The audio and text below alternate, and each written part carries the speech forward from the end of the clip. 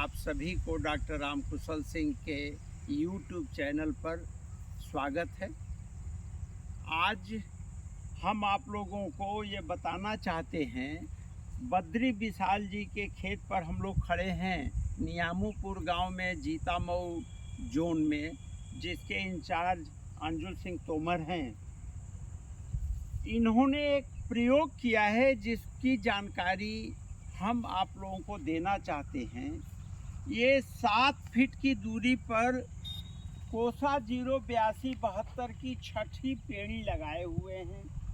आप सभी लोग देखिए कि छठी पेड़ी में भी जो ब्यांत है, जो टिलरिंग है, वो प्रोफ्यूज है और इसका इतनी ज़्यादा टिलरिंग है कि टिलरिंग एक मदर सूट से इसमें 15 से 18 टिलर या ब्यांत जिसको आप कहते हैं वो बने हुए हैं। बद्री विशाल जी, ये आप देखिए कि इन्होंने मिट्टी चढ़ाने का भी अनूठा उपयोग किया है और इसमें इन्होंने जो मिट्टी चढ़ाने का काम किया है जिससे कि जो अनावश्यक टिलर है वो ख़त्म हो जाए और केवल गन्ना बने, गन्ने का वजन बढ़े, जिससे कि इसमें अच्छी से अच्छी पैदावार ली जा सके। यहाँ किसान भाइयों, दूरी बढ़ा देने से इसमें इन्होंने गेहूं बोया था और बद्री विशाल जी, आपका गेहूं 1 एकड़ में या 1 बीघा में कितना हुआ? 1 एकड़ 7 बीघा खेत था। 7 बीघा खेत में बीच में हमारा गेहूं था, जो हमको 18 कुंटल गेहूं मिला है। तो 18 कुंटल किसान भाइयों, गन्ने के साथ अंतर फसल के रूप में 7 फीट की दूरी पर कई लाइन का गेहूं बोए थे? बिखरा हुआ। अच्छा, बिखरा हुआ। तो इन्होंने जो गेहूं बिखरा हुआ बोया, उसमें भी इनको 15 क्विंटल प्रति एकड़ की दर से पैदावार मिल गई गेहूं की। गन्ना अलग से मिल गया। इसके पहले जो 5वीं पेड़ी थी, 5वीं पेड़ी में आपने धनिया लिया था और धनिया में भी आपको कितना लगभग पैदावार हुई थी? धनिया 1 कुंटल मिला, 7 कुंटल हो गई थी। 7 कुंटल इनका धनिया मिला था। इसके पहले ये जो 4थी पेड़ी थी, इसमें इन्होंने मसूर लिया था। आधे में मसूर थी और उसमें चना था और बाकी इधर तो मसूर, चना, मटर, कहने का मतलब कि लेगुमिनस क्रॉप, दाली पौधों को लिया था। तो किसान भाइयों, हम आपको ये बताना चाहते हैं कि जहां प्रति इकाई क्षेत्रफल में खाद्यान्न की कमी हो रही है, उसकी बढ़ोतरी के लिए 10 सक्सेना बिस्वा शुगर फैक्ट्री के जगह जगह पायलट प्रोजेक्ट के रूप में हम लोग काम कर रहे हैं। देखिए, बगल में केला की खेती भी इनकी है। इन्होंने ट्रैक्टर लिया हुआ है, इनके पास पावर टिलर भी है। तो मैकेनाइज वे में यंत्रीकरण के सहायता से बहुत आसानी से ये खेती कर रहे हैं। और सबसे जो अच्छी बात है, आप देखिए खेत में कहीं कोई वीड नहीं है और जितना भी, चाहे वो गेहूं की टूट रही हो, चाहे गन्ने की सूखी पत्ती रही हो, ये सब इन्होंने खेत में ही ऑर्गेनिक मल्चिंग करके और उससे मिट्टी की ताकत को बढ़ाया है। ये कंपोस्टिंग भी करते हैं। तो कुल मिला के मेरा ये कहना है कि जो गेहूं, गन्ने पर जो मिट्टी चढ़ाने का काम है, मई के महीने से ही करते रहेंगे तो आपके ये कोसा 08272 शीघ्र पकने वाली वंडर वैरायटी है।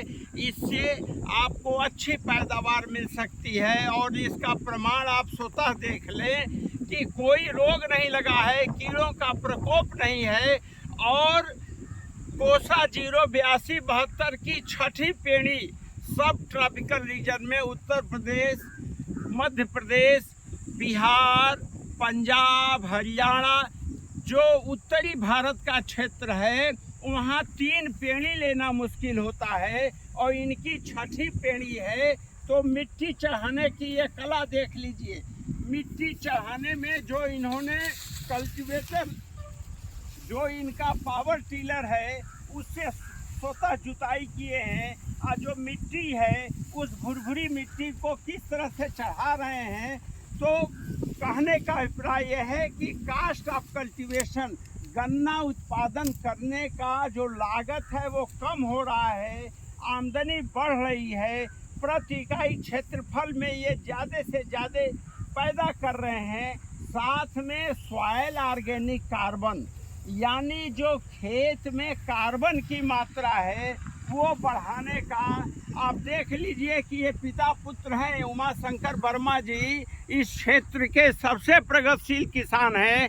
हाथ में इनके कस्सी देखिए, वहाँ पर मिट्टी चढ़ रहा है, ये लोग दिन भर खेत में रहते हैं। आज के युग में अगर आप चाहते हैं कि आपके खेत की मिट्टी की ताकत बढ़ी रहे, तो मेरा ये कहना है कि जैसे जमावन डालते हैं उसी तरह से जीवामृत का उपयोग कम से कम 2 बार ही करें, 3 बार करें, लेकिन जीवामृत डालने से, ऑर्गेनिक कंपोस्ट डालने से और मल्चिंग के माध्यम से जो जड़ें हैं, चाहे वो गेहूं की हो चाहे गन्ने की हो, उससे आपको अच्छी एक कार्बन की मात्रा आपके खेत में समाहित हो जाती है।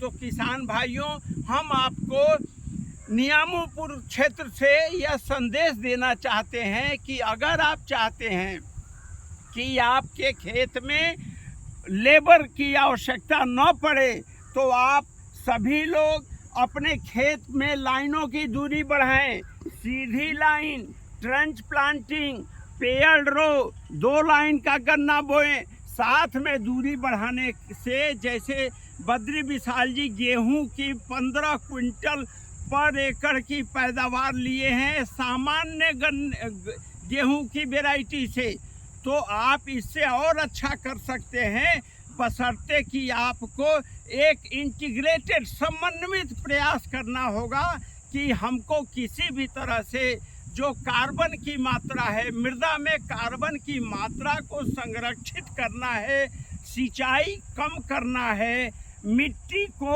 अनावश्यक नहीं छेड़ना है, दूरी बढ़ा देना है और प्रति इकाई क्षेत्रफल में अधिक से अधिक उत्पादन लें। आपकी लागत कम हो, आपका आय बढ़े, आमदनी बढ़े, यह प्रयास आप करें। इसलिए आपको मेरा अनुरोध है कि आप पूरी वीडियो को देखें, सब्सक्राइब करें, शेयर करें अधिकाधिक, जिससे कि आपके जो बंधु बांधव हैं सबको ये जानकारी मिले और वो अच्छी खेती कर सके। जय हिंद, जय भारत।